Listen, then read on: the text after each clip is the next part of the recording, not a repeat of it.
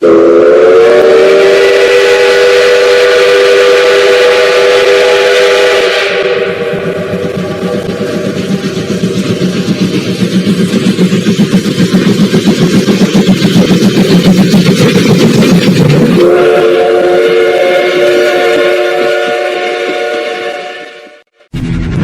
game begins in 3, 2, 1.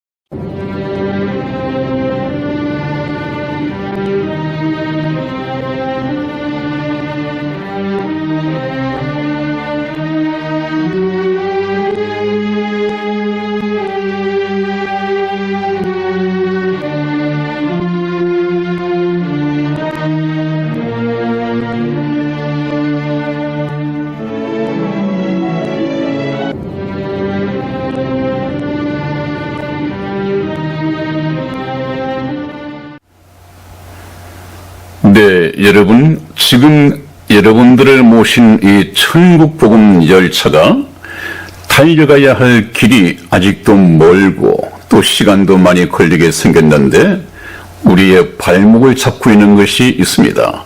그것은 우리의 운행을 방해하는 장애물이 앞에 놓여 있단 말이에요. 그것이 무엇이냐 하면 예수님의 경고의 말씀처럼 반드시 우리가 제거하거나 이겨내야 할, 뛰어넘어야 할 그런 미혹들입니다. 그 대표적인 것들이 어떤 카드로 나타나고 있느냐? 첫 번째가 종교다원주의입니다. 우리나라의 기독교를 거의 점령해버린 이단 구원교리 종교다원주의입니다. 거기다가 이제 부분적으로 좀 더해지면서 계속해서 이 사탄의 기독교 파괴 전략이 늘어나고 있습니다. 하나가 신사도 운동입니다. 이것이 무엇이 잘못되는가 하는 것은 또 따로 독립해서 말씀을 드릴 것입니다. 그 다음에 마케팅 교회 번영신학, 이것 또한 오랜 전통을 가지고 있죠. 이것도 잠시 언급을 한 후에 지나갈 것이고, 여자 목사 이 목회, 이것은 있어서는 안 되는 정말 불순종의 목회가 이루어지고 있다고 제가 말씀을 드렸습니다. 그 다음에 너도 나도 할 것 없이 천국 지옥을 체험하고 돌아왔다. 그것도 예수님 안내로 예수님이 가이드가 되어서 천국도 보여주시고 지옥도 구경을 시켜주시고 특별히 당부한 말씀이 너는 천국도 체험을 했고 지옥도 체험을 했으므로 다시 내려가서 영혼들에게 설교를 하거나 전도를 할 때 다시는 이 지옥에 가지 않도록 영혼들을 체험을 간증하면서 가르쳐라. 이런 부탁을 받고 내려왔다는 이 간증들이 많이 있죠. 이것 또한 그럴싸하지만 얼마나 참 비성경적이고 잘못된 것인지 다음 성경 말씀을 가지고, 성경 말씀이 아니면 제가 말씀을 안 드리죠. 성경 말씀에서 증거가 되어지는, 입증되고 확인할 수 있는 것들만 성경 말씀을 가지고 말씀을 드릴 것입니다. 그 다음에 또 하나 큰 산이죠. 종교다원주의만 가지고도 넘을 수 없는 산인데 거기에 방언이 거의 우리나라 기독교 교인들의 5에서 60% 정도를 점령을 하고 있다고 합니다. 거의 거기에 열광적이라고 합니다. 그래서 제가 독립 종교 수준이다 그렇게 말씀을 들었는데 이것도 좀 알아봐야겠습니다. 그래서 이것 정도가 끝인가 했는데 이 세계 기독교라는 이름으로 세계 기독교가 많이 있지 않습니까? 이 마지막 시대에 거의 우리나라나 외국이나 사탄들이 거의 점령을 해버렸습니다. 또 하나 만들어낸 것이 무엇인가 하면 무슨 늦은 비 운동이라고 하는 것이 있다고 합니다. 늦은 비 운동. 이런 것들이 이제 일어나면 참 걷잡을 수 없이 혼란스럽고 무엇이 예수를 믿는 것인가 하는 근본적인 흔들림이 나타나게 될 것입니다. 거기다가 김보성 시청자분이 계세요. 이분이 굉장히 혼란스러워하고 있는 것 중에 하나가 또 하나는 어떤 선교사인지 아니면 어느 교회인지 제가 주의 깊게 보진 못했습니다만은 아무튼 내용은 그렇습니다. 우리나라는 이스라엘로부터 이 복음을 빚진 자들이다. 이스라엘이 아니었으면 우리가 복음을 듣지 못했을 텐데 이스라엘 때문에 들은 것이다. 그래서 지금은 이제 우리 형편이 나아졌으니까 우리가 이스라엘 땅에 100개의 교회당을 세우고 아프리카에 100개의 교회당을 세우고 그래서 우리가 빚을 갚아야 한다. 이런 논리로 많은 사람들을 끌어모으고 있는데 그래서 뭘 가지고 이스라엘을 회복시키겠다고 하는가? 은혜의 빚을 갚겠다고 하는 것인지 봤더니 역시 방언입니다.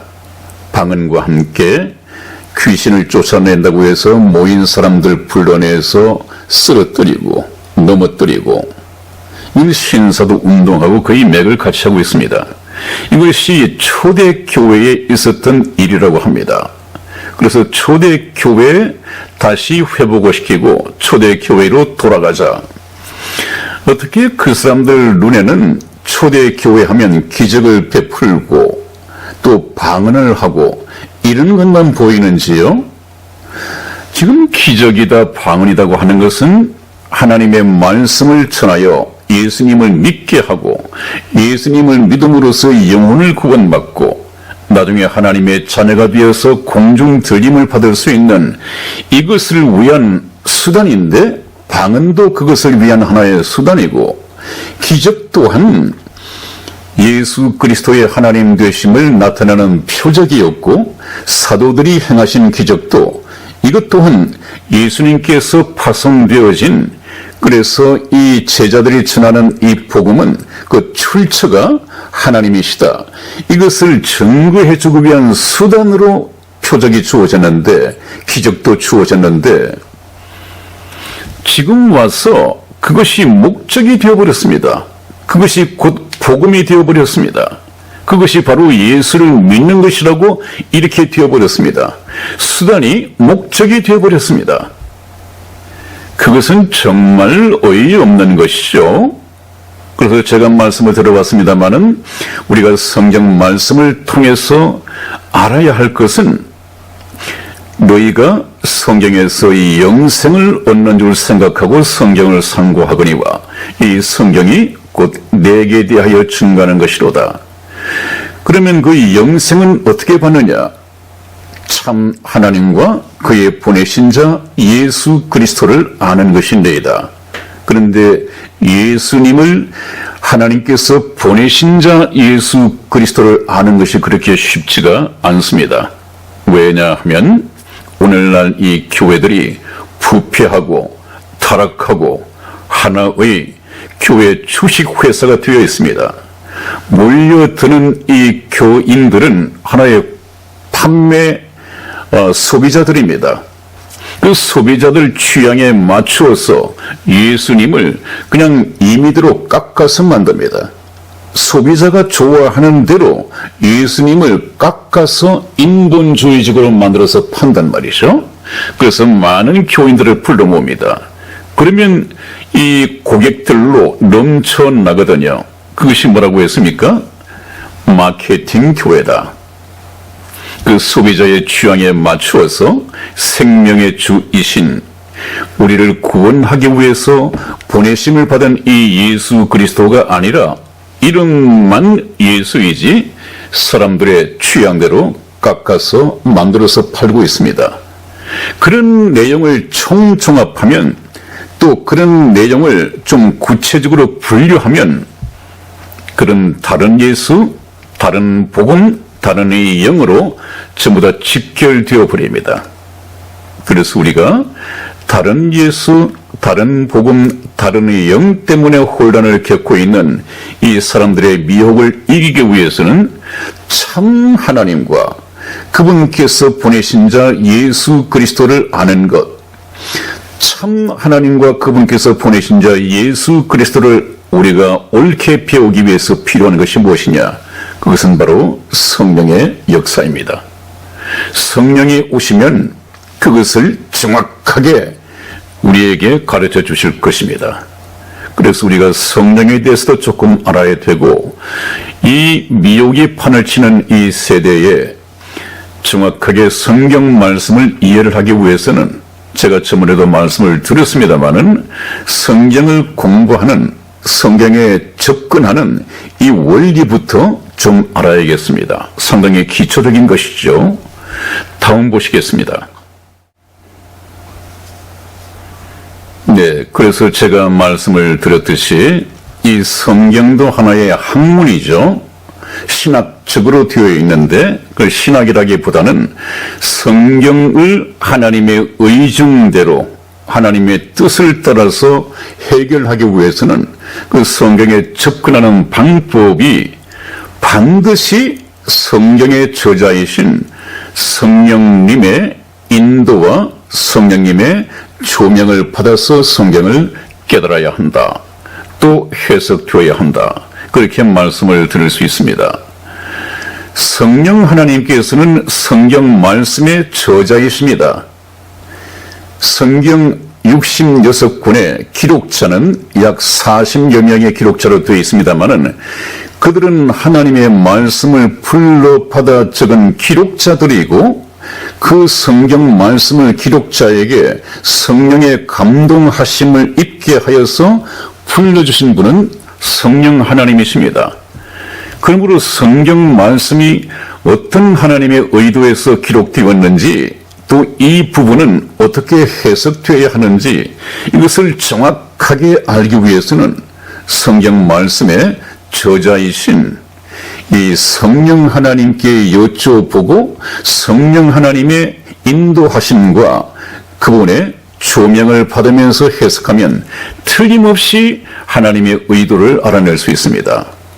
그런데 지금 저렇게 미혹을 만들어내는 것은 전부 다 자기 뜻대로 사사로이 성경을 풀고 그 목적이 예수 그리스도를 증거하는 것이 아니라 어떻게 하면 많은 교인들을 불러 모으고 우리 교회 예배당을 크게 짓고 부동산을 늘리고 나의 명성이 좀 높아질 수 있을까 하는 이런 욕심에서 저런 카드들이 만들어진단 말이죠.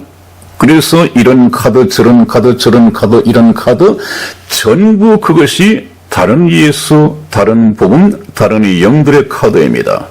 이것은 교인이라고 하는 그 소비자의 기호에 맞추어서 취향에 맞추어서 깎아 만든 다른 예수라고 제가 조금 전에 말씀을 드렸죠.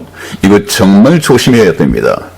그러므로 우리가 그런 미혹에 빠지지 않기 위해서는 먼저 학문 연구의 기본에 충실해야 한다. 학문을 연구하기 위해서는 제일 먼저 총론을 공부한다고 제가 몇 번 말씀을 드렸죠. 전체 맥을 잡고 난 후에 부분 그 구체적인 것을 알아야 됩니다. 이 구체적인 것이 전체적인 맥락을 벗어나 버리면 그것은 해석이 잘못된 것입니다. 성경도 그렇습니다. 그래서 제가 전번에 장님 코끼리 만지기 이렇게 말씀을 드렸는데 다시 한번 언급을 하죠. 지금 코끼리 전체를 보지 않고 장님이 자기가 손으로 만진 부분만 가지고 이것이 코끼리이다 라고 결론을 내린다면 그것이 정말 어리석은 장님 코끼리 만지기식이겠죠. 저기 코끼리의 귀를 만지는 장님은 귀가 넓적하고 이것은 쌀을 까부르는 키 같아. 또 그 밑에 뒤에서 허벅지를 만지고 있는 이 장님은 이것은 어떤 널판지 같아. 또 어떤 사람은 벽 같다고도 얘기를 하고, 약간 장님이 코끼리를 만지는 것은 자기가 만져본 부분을 가지고 이것이 전부인 것처럼 이렇게 해석을 하는데 문제가 있습니다. 오늘날 여러분들을 미혹하는 기독교에 파고든 이 사탄의 전략이 꼭 그렇습니다. 아주 부분적인 것을 가지고 전체인 것처럼, 그 대표적인 것이 방언이죠. 방언이라는 것을 성경에서 보면 극히 일부분, 지금은 그것마저도 없어졌습니다만은 극히 일부분적인 것을 가지고 오늘날 하는 것을 보니까 제가 결론을 내렸죠.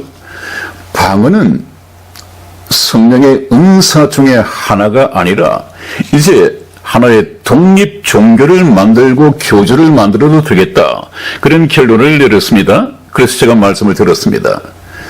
그 다음에 신사도 운동이라든지 야간 이런 것들이 아주 부분적인 것들이 예수 믿는 것인 것처럼 이렇게 확대돼서 잘못 전해지고 있다는데 심각한 문제가 있습니다.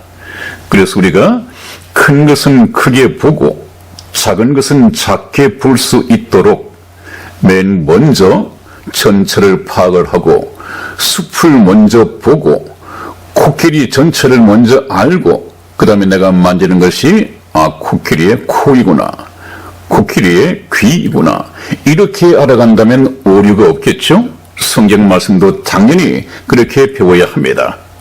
자, 그렇다면 성경 말씀을 어떻게 배워야 할 것인가? 우리가 이것을 위해서는 성령님에 대한 성경적인 이해가 선결되어야 합니다. 그것을 우리가 다른 그림을 통해서 한번 쉽게 이해를 할 수 있도록 제가 좀 만들어 본 것이 있습니다. 여러분, 하나님의 말씀은 그냥 아주 부분적인 방언을 가지고 전체인 것처럼, 또 신사도 운동을 가지고 전체인 것처럼, 이제는 늦은비 운동을 가지고 전체인 것처럼, 귀신 쫓아내는 것을 가지고 전체인 것처럼 이렇게 평가해서는 안 된단 말이죠. 그것은 틀린 것입니다. 다음 보시겠습니다.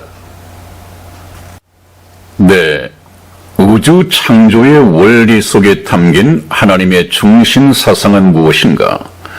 이것을 우리가 공부하기 위해서는 바로 성령님을 알아야 되고 성령의 역사를 알아야 되고 하나님이 어떤 분이신가를 정확하게 알아야만이 차원 높은 성경 말씀을 통해서 성경을 벗어나서 사람들을 끌어모으고 있는 방언이라든지 신사도 운동이라든지 또 이 번영신학이라고 하는 것에 말려들지가 않을 수 있습니다. 이 교회, 오늘날의 목사, 부흥 강사 이런 사람들은 하나님의 그 차원 높은 말씀을 세상에 믿지 않는 사람들이 볼 때 그냥 조롱거리로 만들었습니다. 사람을 불러내어서 목사나 부흥 강사가 툭 치면 그냥 쓰러져 버렸어. 경련을 일으키고 귀신이 나가고, 또 신사도 운동 같은 데서는 썩은 충치를 금리발로 바꾸어주고, 아니 이런 것을 위해서 성경에 기록이 되었고 성령 하나님께서 오셨고 예수 그리스도께서 십자가상에서 돌아가시고, 이 기독교가 그런 것입니까, 여러분? 그것에 미혹된다면 아직까지 기독교가 무엇인지를 모른단 말이죠. 사도 바울의 말처럼 기독교의 가르침만큼 고상하고 신령한 학문이 어디에 있습니까? 세상 종교도 세상의 그 어떤 종교 경전도 흉내도 낼 수 없을 만큼 공교히 만들어진 얘기가 아니라 우리가 볼 때는 공교히 만들어진 믿어지지 않는 환상적인 얘기로 들릴지 모르지만은 그 말씀은 우리 인간의 능력으로는 믿어지지 않지만 전지전능하신 하나님의 능력에 의해서 공교한 얘기가 실제 인류 역사의 현실 속에 하나도 빠짐없이 그대로 이루어질 것입니다. 어떻게 사람이 휴가 되어서 공중으로 끌어올려질 수 있느냐? 그것은 불가능하다고 하는 것은 인간의 생각이죠. 인간 능력의 한계를 가지고 말하는 것입니다. 그러나 그것은 분명하게 하나님의 능력으로 되어질 것이다. 성경은 그렇게 기록하고 있습니다. 하나님은 전지전능하십니다. 전지하시다고 하는 것은 모르시는 것이 하나도 없다. 전능하시다고 하는 것은 능치 못할 일이 하나도 없다. 전부 다 아시고 전부 다 행하실 수 있다. 그런 하나님이 이루실 것입니다. 그러니까 우리가 하나님을 믿는다는 것이지 내 생각을 가지고 하나님을 믿을 것이냐 믿지 않을 것이냐 판단하는 것은 그것은 잘못된 것이란 말입니다. 자, 그래서 우리가 하나님이 어떤 분인가를 안다면 그거 방언이라든지 그 다음에 신사도 운동이라든지 늦은비 운동이라든지 이런 운동에 우리가 미혹되지 않을 것입니다. 자, 좀 우리는 차원을 높여보죠. 성경을 기록하시고 우리 인간을 만드셨으며 인간을 구원하시기 위해서 인류 역사를 펼치시고 자기 아들을 십자가상에서 피 흘려 죽게 하시고 성령을 보내셔서 그것을 깨닫게 만드시는 이 하나님의 차원은 어떤 차원인가? 하나님은 우주와 그 가운데 있는 모든 만물을 지어 만드신 분입니다. 다른 우주는 아직까지 알지 못하는 것이 많으니까 덮어두고라도 우리 인간의 이 육체를 한번 보십시오. 얼마나 정교하게 만들어져 있습니까? 놀라울 정도입니다. 알면 알수록 수수께끼밖에 없습니다. 이것이 원숭이에게서 진화됐고 근본조상은 단세포인 원생동물에서부터 모든 것이 다 시작되었다고 하는 얘기인데 그것을 어떻게 믿습니까? 전지전능하신 하나님께서 인간을 설계하시고 만드셨습니다.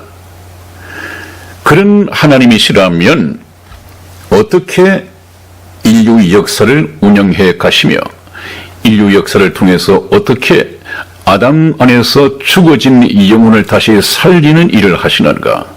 또 살리기 위해서 수술대에 오를 수 있는 이 영혼으로 만들 것인가?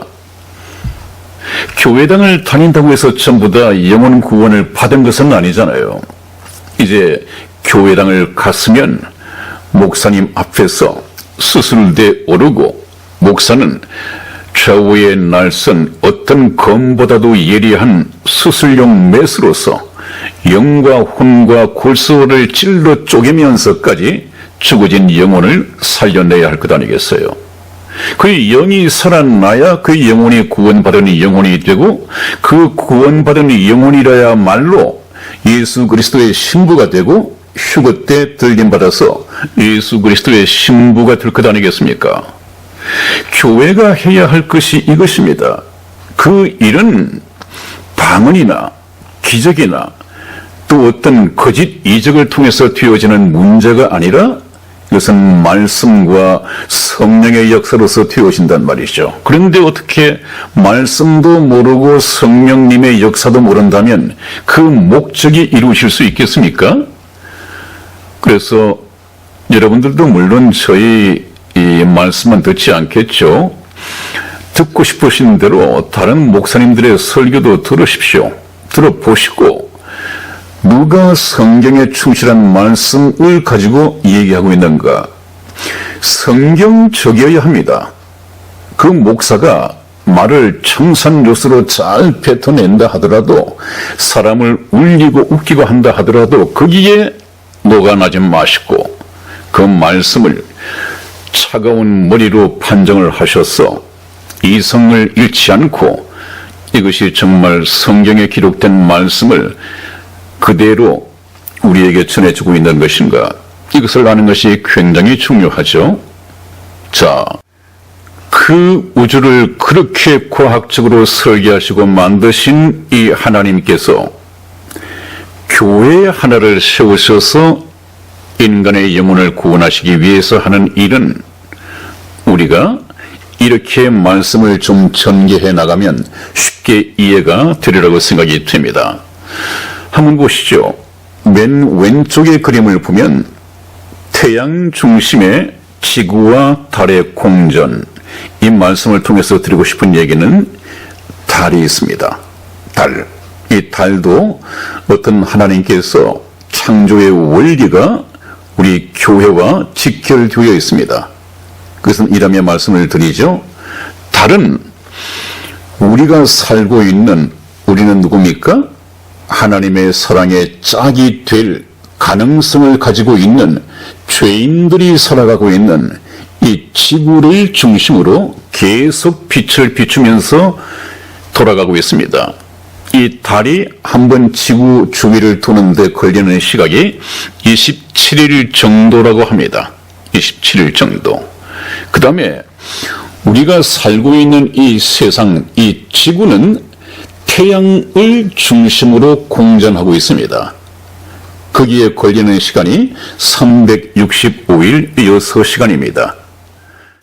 네, 그래서 6시간 짜투리가 남는데 이 짜투리는 곱하기 4 해서 24시간 하루를 만드는 것이죠. 그래서 4년마다 한 번씩 윤달을 두어서 하루를 추가해 줍니다. 그래서 2월 달이 28일 뒤에다가 윤달이 되면 29일이 뒤에서 정산을 해주는 것이죠. 그것만큼 이 우주과학이라고 하는 것이 차원 높게 공부하지 않으면 알 수 없을 정도로 하나님의 창조 원리는 그렇게 되어가고 있습니다. 자, 한번 보시죠. 이것을 이제 영적으로 좀 우리가 해석을 비유로 해본다면 태양은 하나님이십니다. 그 다음에 지구는 우리가 살고 있는 세상입니다. 그런데 그 지구는 밤이 되면 어둡단 말이죠. 그래서 어두운 밤을 비추어 주기 위해서 하나님께서는 등불과 같은 이 달을 만드셨습니다. 그래서 달은 계속 지구를 따라다니면서 조명을 해주고 있단 말이죠. 밤을 밝혀주고 있단 말이죠. 그 다음에 지구는 태양을 중심으로 돌고 있습니다.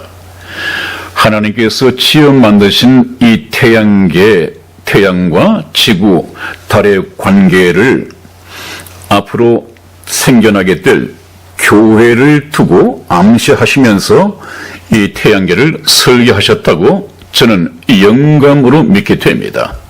한번 오른쪽에 보십시오. 그것이 지난 유대인들이 애굽에서 해방되어서 광야로 빠져나오고 광야에서 생활을 하는 동안에 광야 40년 생활을 했습니다. 그 동안 광야 생활 중에 이제 밤에 잠도 자고 수경지도 만들고 이렇게 해야 될 텐데 그 수경지를 만들고 진을 칠 때에 아주 질서정연하게 12지파가 동서남북 쭉 이렇게 나누어져서 진을 치고 수경을 했습니다.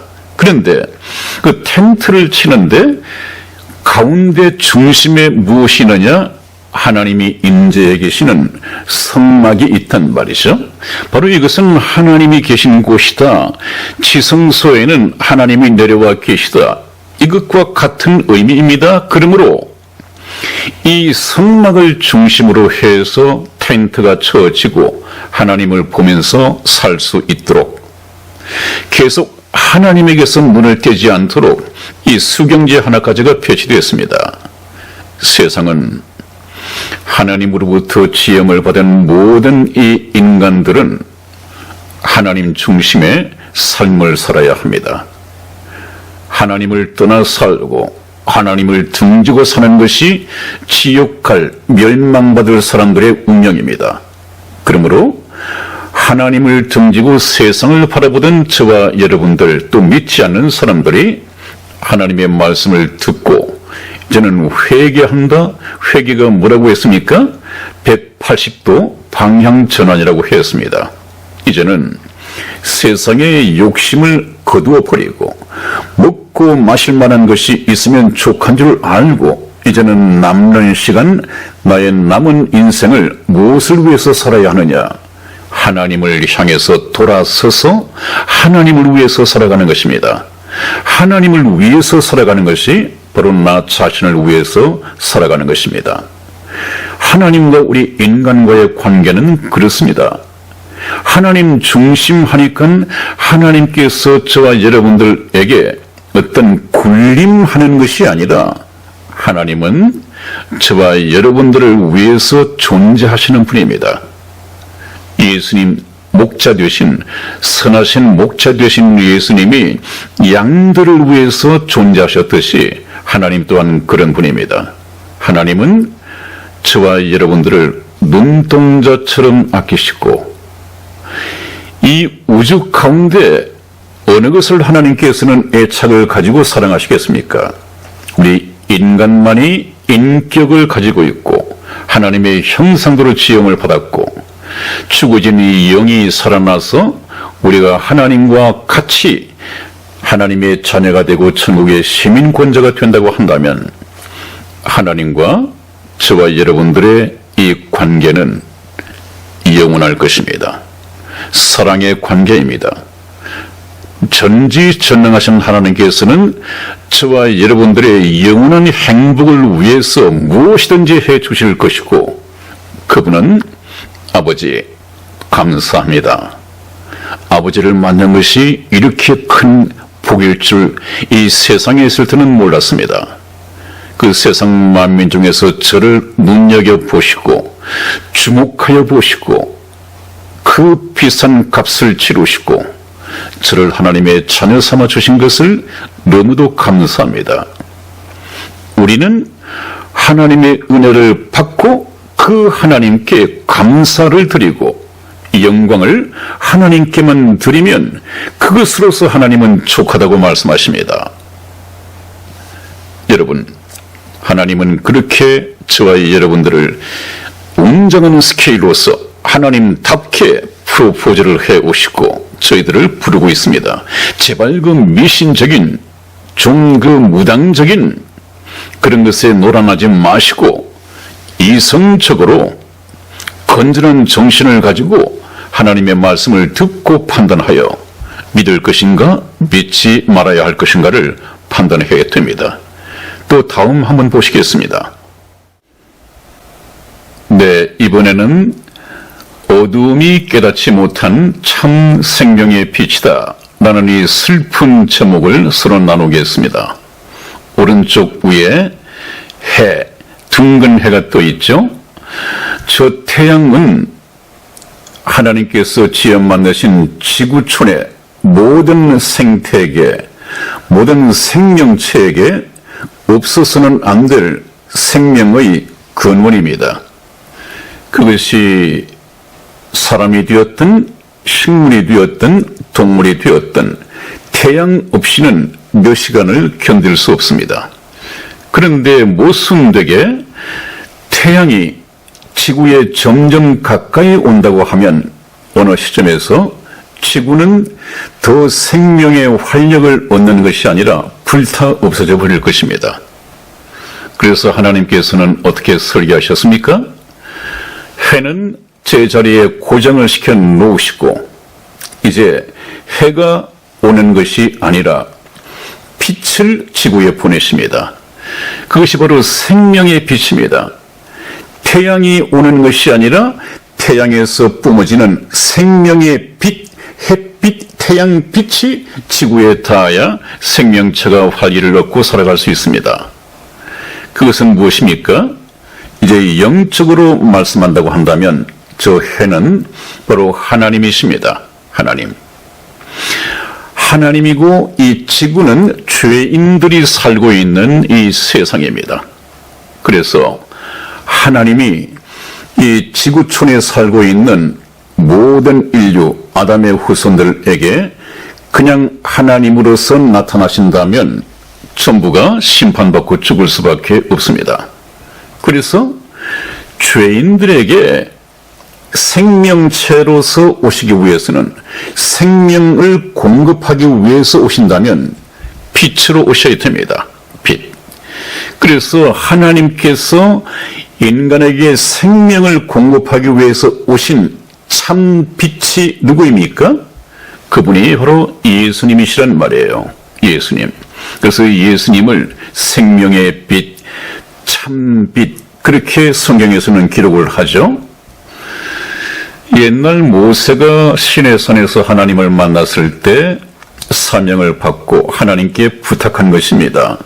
그 부탁이 주님, 주의 영광을 저에게 보여주십시오. 그랬습니다. 그랬더니 하나님께서 하신 말씀이 모세야, 네가 나를 볼 수 없으니 사람이 나를 보고 살아남을 자가 없느니라. 그렇게 말씀을 하셨습니다. 마찬가지로 죄인이 하나님의 얼굴, 영광을 대한다고 한다면 살아남을 수가 없죠. 그래서 우리가 그 생명의 공급인 하나님을 통해서 생명을 얻겠다고 한다면, 영원한 생명을 얻기 위해서는 생명을 인식시켜주기 위한 예수님이 참 빛으로 오셔야 한다는 말이죠.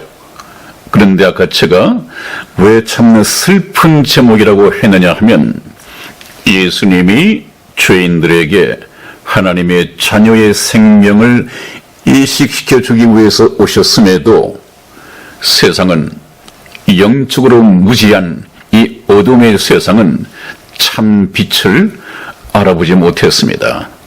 그래서 어떻게 됐죠? 참 빛을 꺼버리고 참 빛이신 예수 그리스도를 십자가에 못 박아 죽여버렸습니다. 그것이 성경 말씀에 기록이 되어 있습니까? 찾아서 제가 한번 읽어드리겠습니다. 네, 요한복음 1장 4절에서 5절까지 그 말씀에 기록이 되어 있습니다. 그 안에 생명이 있었으니 그 안은 예수님 안에 영원한 생명이 있었으니 이 생명은 사람들의 빛이라. 그 영원한 생명은 모든 사람들이 가져야 할 그런 빛이었단 말이죠. 그러나 빛이 어둠의 빛이 돼 어둠이 깨닫지 못하더라. 이것은 아직까지 예수님을 만나서 예수님이 누구인지 영원한 생명을 갖지 못한 이 사람들에게 얼마나 영적인 어둠이 덮고 있는가. 어둠이 깨닫지 못하더라. 인생에게 있어서 결정적인 것을 놓치고 있죠. 그것은 바로 이 영생을 얻어서 이 육체가 끝나는 날 영생 복락을 누리기 위하여 하나님께서 예비하신 천국을 가야 하는 것인데, 그것에 눈이 감겨 있고 깨닫지 못했단 말이에요. 또 한번 보시겠습니다. 요한복음 1장 9절에서 11절까지 말씀을 제가 읽어드리겠습니다. 참빛, 곧 세상에 와서 각 사람에게 비추는 빛이 있었나니 그가 세상에 계셨으며 세상은 그로 말미암아 지은 바 되었으되 세상이 그를 알지 못하였고 자기 땅에 오매 자기 백성이 영접지 아니하였으나, 그렇게 되어 있습니다. 참 빛, 참 하나님, 이 예수님이 세상에 오셔서 각 사람 개인적으로 각 사람에게 비치는 빛이 있었는데 그가 세상에 계셨으며 세상은 그 예수님을 통하여 지은 바 되었지만은 사람들은 저분이 나를 지어 만드신 창조주 하나님이시다 하는 것을 알지 못했단 말이죠. 세상이 그를 알지 못하였고 자기 땅에 왔음에도 불구하고 자기 백성이 영접하기는 그냥 십자가에 못 박아 죽여버리는 이런 비극을 맛보아야 했습니다. 왜 그렇습니까? 영적인 무지 때문에. 영적인 무지가 저와 여러분들을 지옥으로 끌고 가고 있습니다. 빨리 벗어나야죠. 참 빛이 내 마음속에 비추게 해야 됩니다. 그 참 빛은 무엇입니까? 하나님의 말씀. 태초에 말씀이 계시니라. 이 말씀이 하나님과 함께 계셨으니 이 말씀이 곧 하나님이시니라.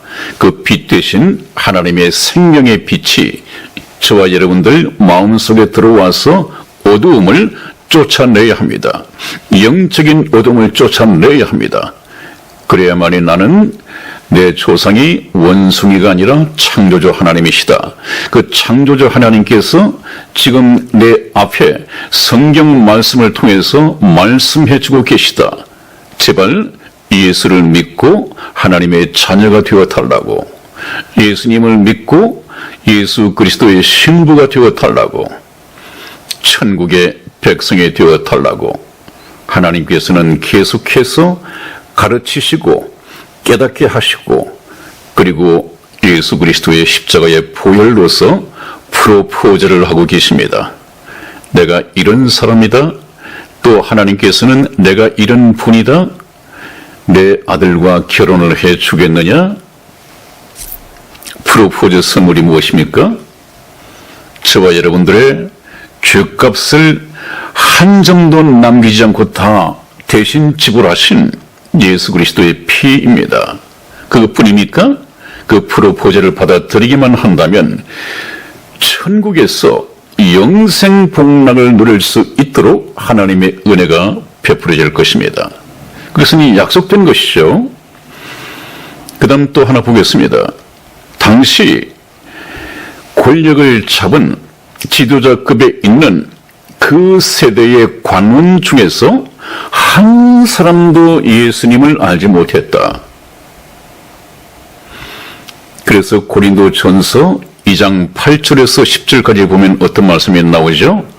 이 지혜는 이 세대의 관원이 하나도 알지 못하였나니 만일 알았다면 이 영광의 주를 십자가에 못 박지 아니하였으리라. 그 얘기는 예수님을 아는 사람이 한 사람도 없었다. 유대 종교 지도자들 성경을 몇 번씩 200~300번씩을 통독한다고 하는 바리새인들도 알지 못했단 말이죠. 결국은 바리새인 서기관 이 종교 지도자들이 예수님을 빌라도의 손을 빌려서 잡아 죽인 것 아닙니까? 영적인 무지. 이 지혜는 인간의 지혜로서는 알 수 없단 말이죠. 무엇을 통해서만 알 수 있느냐? 성경 말씀을 통해서만. 성경에 있다고 다 알 수 있느냐? 그렇지 않습니다. 바로 배워야 합니다. 오늘날에도 성경을 두고 성경을 가지고 미혹하는 영들이 판을 치고 있습니다. 거의 다 속아 넘어가고 있습니다. 왜? 성경 말씀은 말씀이로되 그 말씀을 분별할 수 있는 능력이 없단 말이죠. 무엇이 빠져서 성경을 보고도 분별하지 못합니까? 성령을 모시지 못했단 말이죠. 성령을. 그래서 성령을 바로 알고 반드시 성령을 우리가 받아야 합니다. 그래서 이 영적인 무지의 결과로 예수님을 십자가에 못 박아 버렸습니다. 이 세상에 빛이 꺼져 버렸습니다.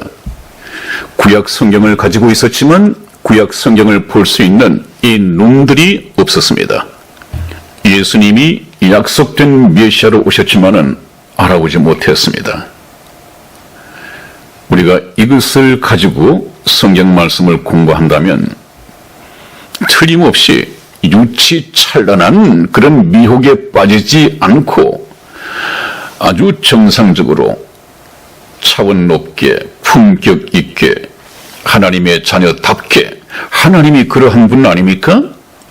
그런 인격적인 하나님을 인격자들끼리 서로 대화할 수 있는 기록된 말씀을 통해서 하나님을, 예수님을 깎아 만들 것이 아니라 우주를 창조하셨고 그 가운데 있는 만물을 창조하신, 지금도 저와 여러분들을 찾고 계신 그 하나님을 찾아서 만나야 됩니다. 만들 것이 아니라 찾아서 만나야 합니다. 그러기 위해서는 바로 성령의 인도하심이 필요하고, 성령은 저와 여러분들을 기록된 말씀 속으로 인도해 가실 것입니다. 다음 시간에 좀 성령님에 대해서 공부를 하다 보면 정확하게 큰 맥락에서 이해를 할 수 있을 것입니다. 오늘 여기까지 말씀을 드리고 마치겠습니다. 여러분, 다음 시간에 뵙겠습니다. 건강하시고 안녕히 계십시오.